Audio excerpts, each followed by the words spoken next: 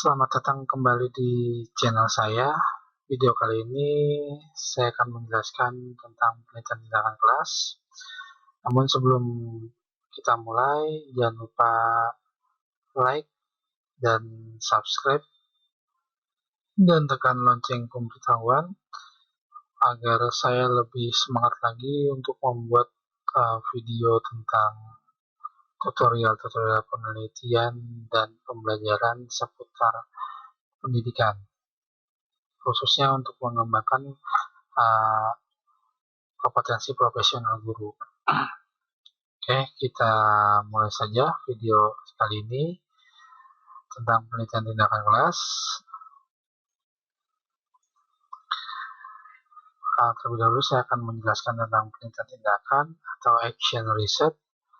MC Taggart pada kuliahnya tanggal 27 Agustus 1997 yang menyatakan bahwa penelitian tindakan atau action research atau AR adalah penelitian kolektif self-reflective yang dilakukan oleh partisipan dalam ilmu sosial dan pendidikan untuk memperbaiki pemahaman dan pelaksanaan pekerjaannya sendiri dan juga membawa dampak pada lingkungan di sekitarnya.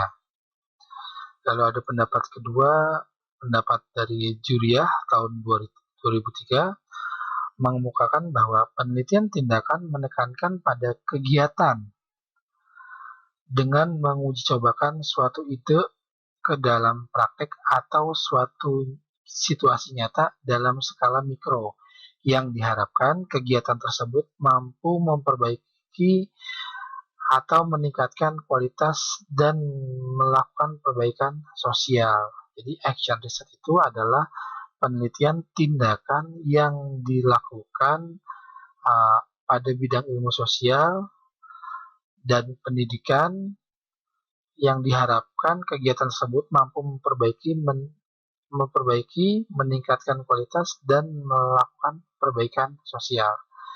Nah, itu adalah action research atau penelitian tindakan. Yang keduanya, classroom action research atau CAR atau penelitian tindakan kelas yang sering kita kenal itu. Hopkins 1993 ya menyatakan PTK adalah penelitian tindakan yang dilakukan oleh guru untuk memperbaiki dan atau mengembangkan cara mengajar guru. Igea Kawardani tahun 2014 menyatakan penelitian tindakan kelas adalah penelitian yang dilakukan oleh guru di dalam kelasnya sendiri melalui refleksi diri dengan tujuan untuk memperbaiki kinerjanya sebagai guru sehingga hasil belajar siswa menjadi meningkat. Nah, dari kedua pendapat ini dapat kita simpulkan bahwa penelitian tindakan kelas itu penelitian yang dilakukan oleh guru di dalam kelas untuk memperbaiki dan mengembangkan cara mengajar serta meningkatkan kinerja guru sehingga hasil belajar siswa menjadi meningkat dengan dasar dari refleksi diri guru itu sendiri. Nah, dari pengertian ini timbul pertanyaan baru. Apakah selain guru tidak bisa melakukan PTK? Bisa. Contohnya, seorang mahasiswa yang sedang melaksanakan perkuliahan, dia ingin melakukan PTK di sekolah guna untuk menyusun skripsi, dia melakukan kolaborasi dengan guru kelas. Tentunya dengan acuan dia melakukan kolaborasi. Jadi si mahasiswa itu sebagai perencana, pelaksana tindakannya adalah si guru. Intinya seperti itu. Atau si mahasiswa ini sebagai gurunya. Nanti si gurunya ini sebagai kolaboratornya. Dibalik. Oke, kita lanjut. Manfaat penelitian tindakan kelas. Pertama, manfaat bagi guru. PTK dapat dimanfaatkan oleh guru untuk memperbaiki pembelajaran yang dikelolanya. Artinya, penelitian tindakan kelas dapat dimanfaatkan oleh seorang guru untuk memperbaiki pembelajaran yang dikelolanya dalam artian cara belajar, media pembelajaran, pendekatan. Ini salah satu upaya guru untuk memperbaiki pembelajaran yang dikelolanya. Lalu yang kedua, guru dapat berkembang secara profesional. Nah, guru yang melakukan PTK merupakan satu hal yang dia lakukan untuk melakukan PTK itu adalah mengembangkan kompetensi profesionalnya. Jadi dapat berkembang secara profesional. Karena dalam kompetensi guru itu ada 4, ada salah satunya adalah kompetensi profesional. Nah, kompetensi profesional ini di dalam kompetensi profesional guru dapat melakukan riset sederhana di dalam kelasnya. Nah, dapat berkembang secara profesional pun artinya guru akan melakukan hal-hal yang baru yang di luar dari kebiasaannya. Artinya misalkan biasanya guru menggunakan metode pembelajaran inquiry atau discovery. Nah, pada pembelajaran dalam PTK ini guru menggunakan metode-metode yang lain. Nah, hal itu adalah satu hal ya untuk berkembang secara profesional.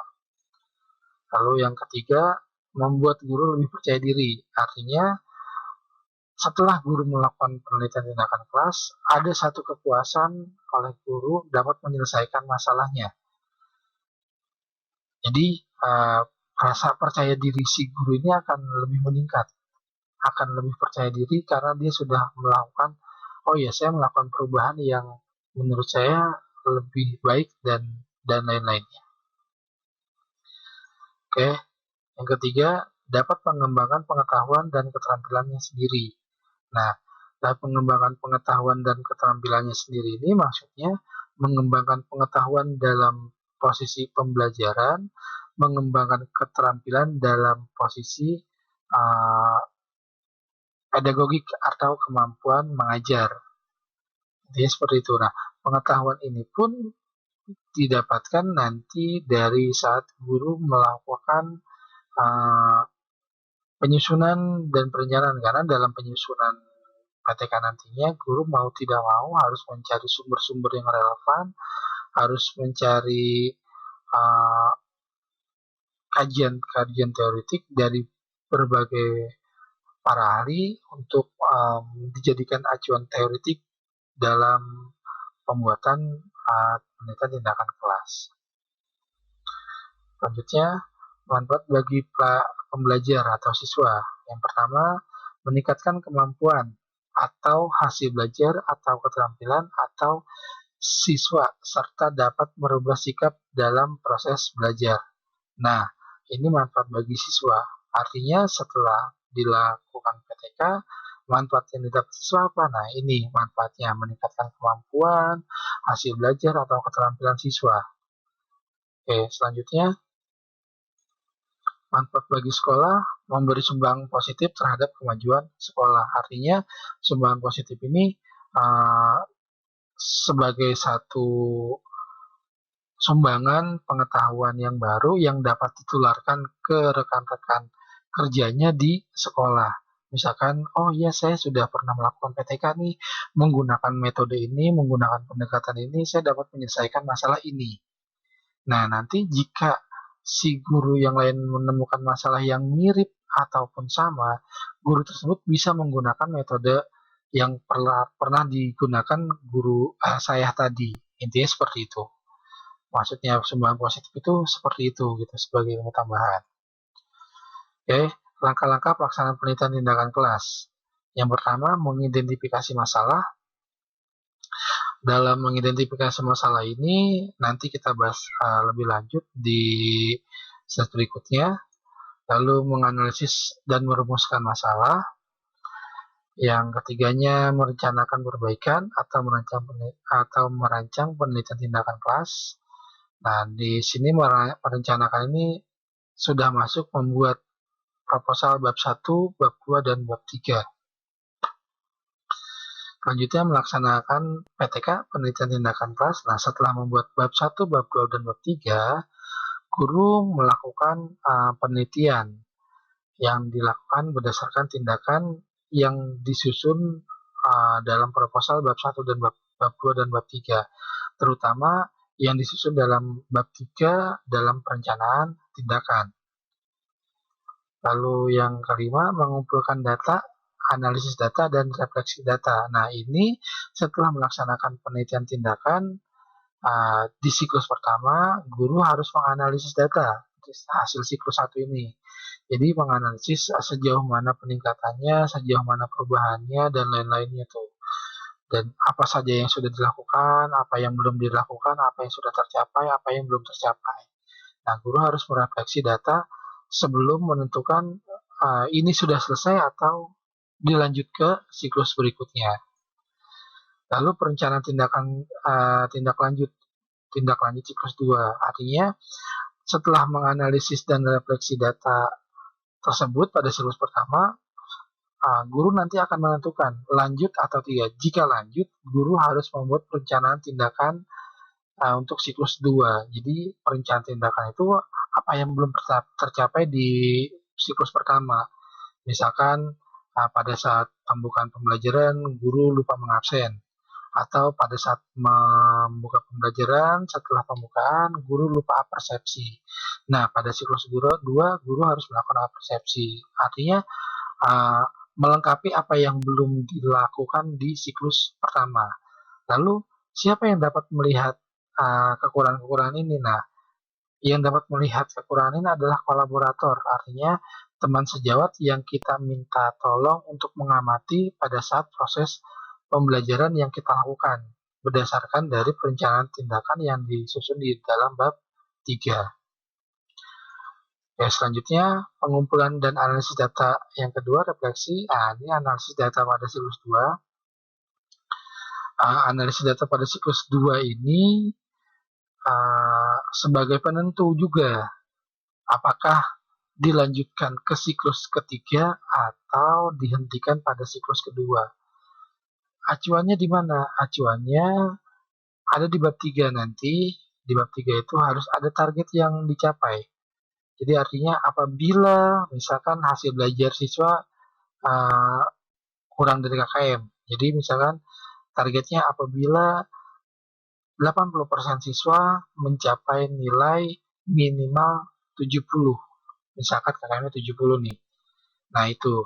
Nah, apabila 80% sudah memperoleh nilai 70, berarti kesimpulannya bahwa penelitian dihentikan di siklus 2. Tapi kalau misalkan belum tercapai ke 70, penelitian dilanjutkan ke siklus berikutnya, artinya siklus 3. Nanti berikutnya pun sama. Setelah ini perencanaan tindakan lagi untuk siklus 3. Apa yang kurang, apa yang ini harus diperbaiki.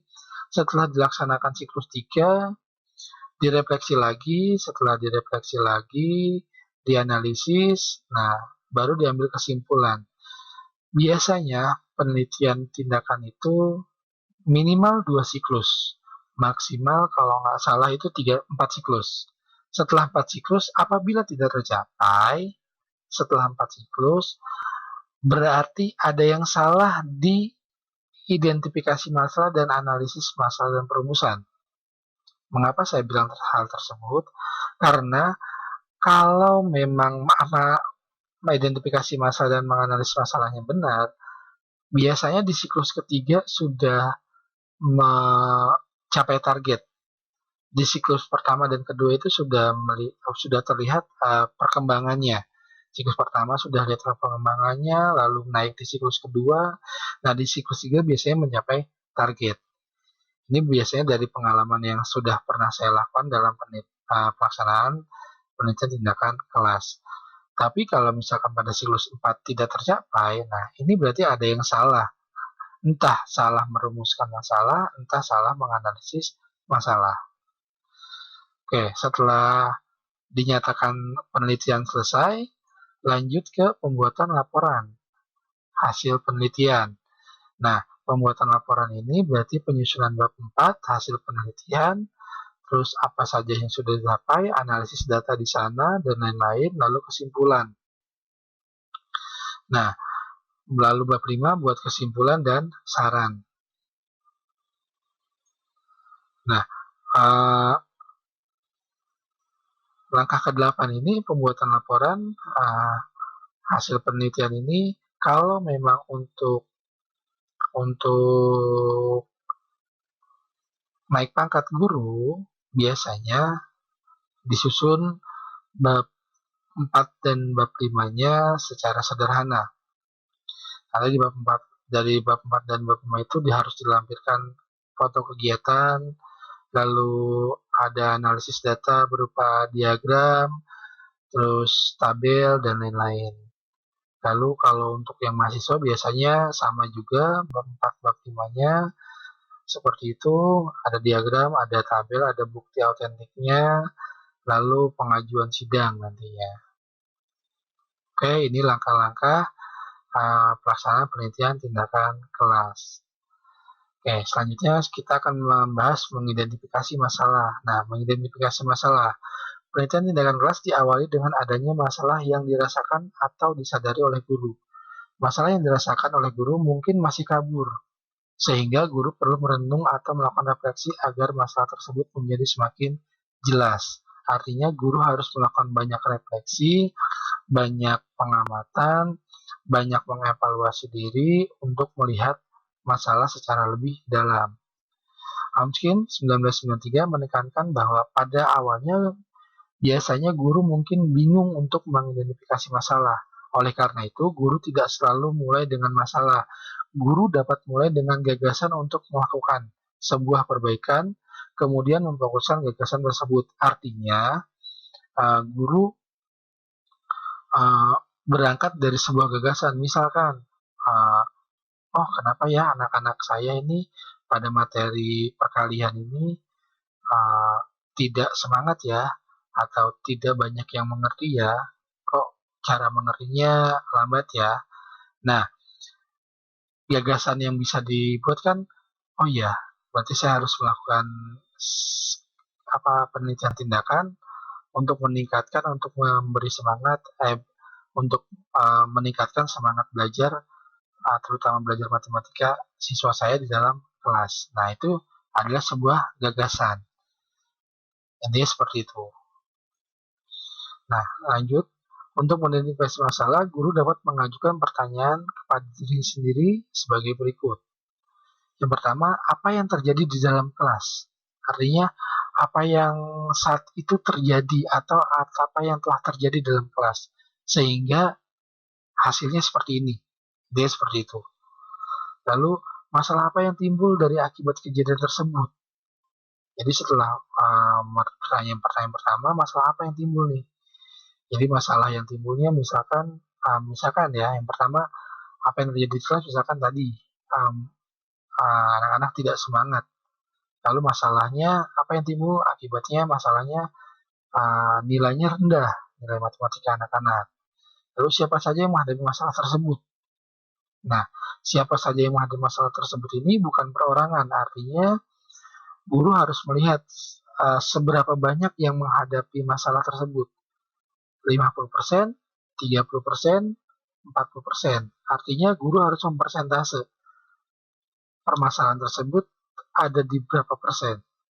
Kalau hanya 1, 2, 3 orang, berarti guru tidak harus melakukan penelitian tindakan, tapi guru harus melakukan bimbingan, konseling secara perorangan. Ya, lanjut, pertanyaan keempat, apa pengaruh masalah tersebut bagi kelas saya? Nah, jadi setelah siapa saja, lalu pengaruhnya apa nih bagi kelasnya? Apakah nanti berpengaruh ke materi selanjutnya, atau berpengaruh ke mata pelajaran yang lain? Nah, itu hal-hal tersebut. Lalu, mengapa masalah tersebut bisa terjadi? Nah, pertanyaan ini sebagai awal dari bagaimana memecahkan masalah yang ditemui. Jadi mengapa masalah tersebut terjadi? Misalkan medianya kurang, atau gurunya mengajar menggunakan textbook aja, atau guru kurang memberi motivasi dan lain-lain, atau si siswanya kurang motivasi secara intrinsik misalkan atau ekstrinsik. Lalu apakah yang akan terjadi jika masalah tersebut dibiarkan? Artinya guru harus memperkirakan, jika masalah ini saya biarkan, hal ini akan terjadi nih. Misalkan materi penjumlahan. Jika siswa tidak mengerti penjumlahan, tidak selesai di konsep penjumlahan, tidak mengerti konsepnya, nanti dia akan tersendat di materi perkalian. Nah, maksudnya seperti itu. Jadi artinya yang akan terjadi itu seperti itu. Gitu. Lalu yang akan terjadi berikutnya juga siswa nggak akan bisa ngerjain tugas, siswa nggak akan tercapai KKM-nya, siswa nggak ini dan lain-lainnya. Nah, itu masalah-masalah yang mungkin akan terjadi. Jadi guru harus sudah bisa memperkirakan hal itu. Yang ketujuh, apa yang saya dapat lakukan untuk memperbaiki masalah tersebut. Nah, ini sudah mulai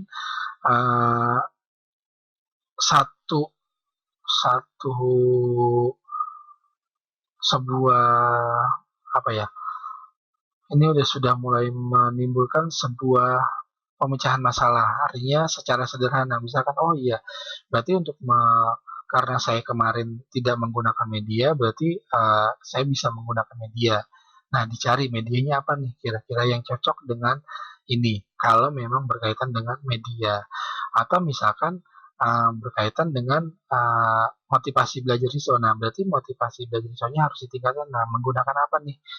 Itu apakah menggunakan media pembelajaran secara langsung atau secara tidak langsung atau menggunakan audio visual. Nah, itu berdasarkan keadaan di lapangan. Lalu bagaimana cara memperbaiki masalah tersebut? Nah, ini kaitannya dengan nomor 7 ini. Lalu setelah apa yang dapat dilakukan untuk memperbaiki masalah tersebut, bagaimana caranya? Misalkan dengan menggunakan media nih, berarti saya harus menyiapkan medianya dulu. Nah, bagaimana caranya itu seperti itu. Jadi menyiapkan medianya dulu, menyusun medianya dulu, dan lain-lain. Atau mencari medianya. Seperti itu. Nah, lanjut.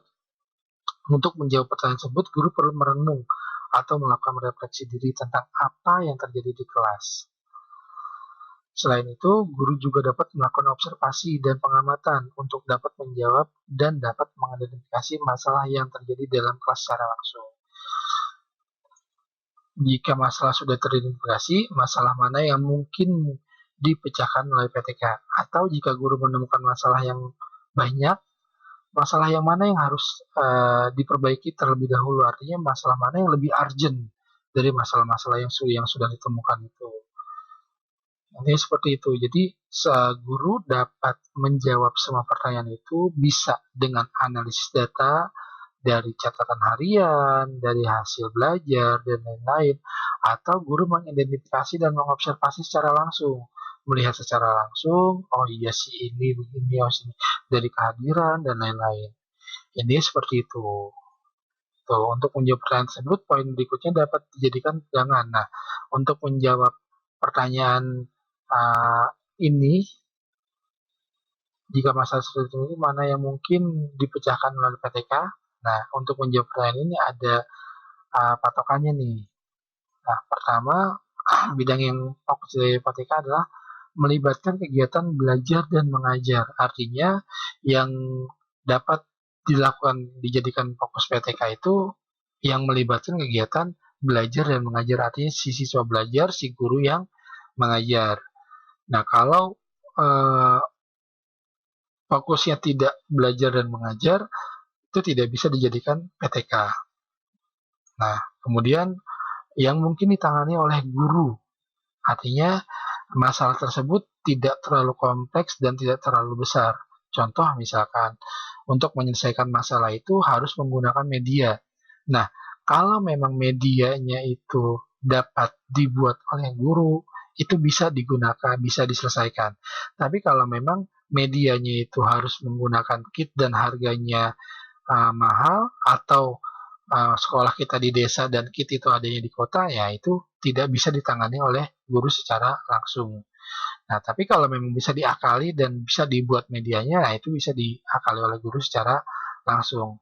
Atau misalkan masalahnya itu berkaitan dengan buku teks. Buku teksnya tidak ada di sekolah. Nah, berarti masalah itu memang tidak bisa ditangani oleh guru secara langsung. Artinya masalah itu harus diselesaikan oleh sekolah, terutama oleh kepala sekolah sebagai pemangku kebijakan untuk pengadaan buku teks untuk siswa. Lalu sangat menarik minat guru, artinya sangat menarik minat guru ini dengan menyelesaikan masalah itu, guru ini apa yang didapatkan? Artinya apa yang didapatkan oleh guru, apa yang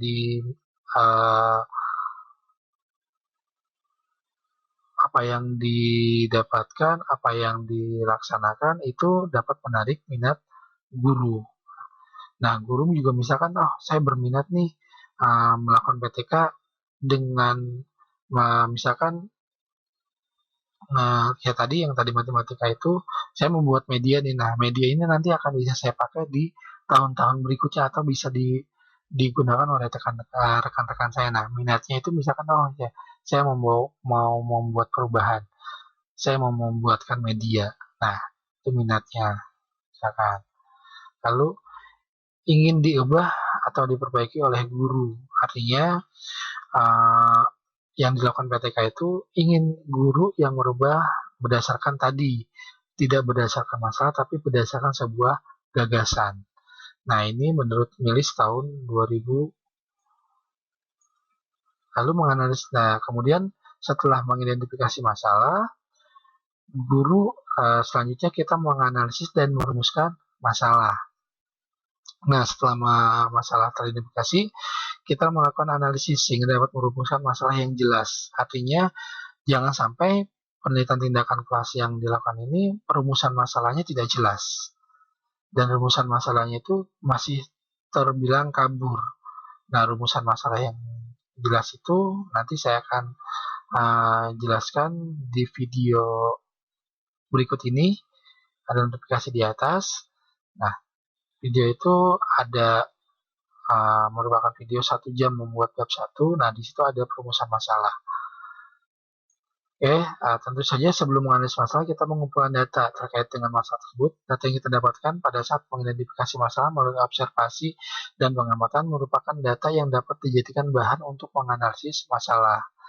Nah, selain data yang dari observasi dan pengamatan tersebut, juga guru dapat menganalisis masalah dari data yang sudah dimiliki seperti catatan siswa, kehadiran, data hasil belajar, dan lain-lain. Nah, itu untuk data-data untuk menganalisis dan merumuskan masalah. Selanjutnya, masalah perlu dijabarkan atau dirinci secara operasional agar rencana perbaikan lebih terarah. Nah, masalah perlu dijabarkan dan dirinci secara operasional itu artinya masalahnya harus diruntutkan dari yang umum, khusus, sampai yang paling khusus. Misalkan kayak tadi, misalkan, hasil belajar matematika siswa kelas saya nih kok rendah ya. Nah, ini kan masih umum nih, karena matematika itu banyak materi. Lalu dikerucutkan lagi, pada materi penjumlahan ini 80% siswa saya ternyata belum menguasai konsepnya. Lalu dikerucutkan, kalau masih bisa dikerucutkan lagi. Artinya nanti perumusan masalahnya, bagaimana meningkatkan hasil belajar matematika dalam materi penjumlahan melalui apa, kan seperti itu. Nah, jadi artinya sudah terarah dan penjabarannya. Setelah mencapai tahapan ini, tahapan selanjutnya merencanakan PTK. Nah, tahapan selanjutnya kita merencanakan dan membuat PTK. Nah, tahapan membuat PTK itu kita mulai membuat bab 1, bab 2, dan bab 3. Nah, bab 1 itu hasil analisis, hasil identifikasi, dan hasil merumuskan masalah kita masukkan ke dalam bab 1. Nah, Berikut ini contoh dari isi bab 1. Bab 1 latar belakang masalah. Latar belakang masalah terdiri dari latar belakang masalah yang berisikan tentang tadi identifikasi masalah, lalu metode penyelesaiannya, nah B-nya area fokus penelitian, nah tadi yang sudah difokuskan secara operasional, lalu rumusan masalah, nah rumusan masalah terdiri dari 2, apakah, lalu bagaimana. Nanti 2 hal ini akan dijawab pada saat penelitian. Lalu yang keempatnya kegunaan hasil penelitian. Nah, kegunaan hasil penelitian ini ada bagi dunia pendidikan, bagi kampus, bagi sekolah, bagi guru, dan bagi siswa.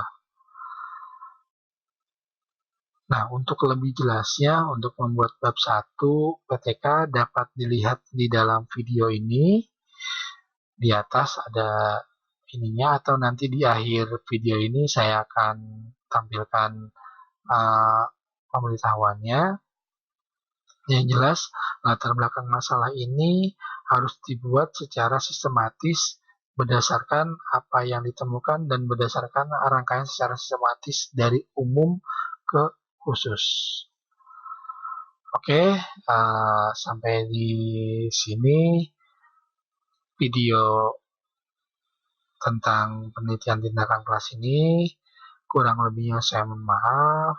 Jangan lupa like dan subscribe, dan tekan juga lonceng pemberitahuannya agar update-update video terbaru kalian dapat tonton. Dan jangan lupa share untuk berbagi ilmu kepada rekan-rekan kalian, baik itu mahasiswa maupun guru yang ada di perkotaan maupun ada di pedesaan, agar bisa menyusun penelitian tindakan kelas untuk guru agar dapat naik pangkat, untuk siswa agar cepat, untuk mahasiswa agar cepat lulus dan mendapatkan gelar sarjana. Amin ya rabbal alamin. Oke, saya akhiri. Wabillahi taufiq wal hidayah. Wassalamualaikum warahmatullahi wabarakatuh.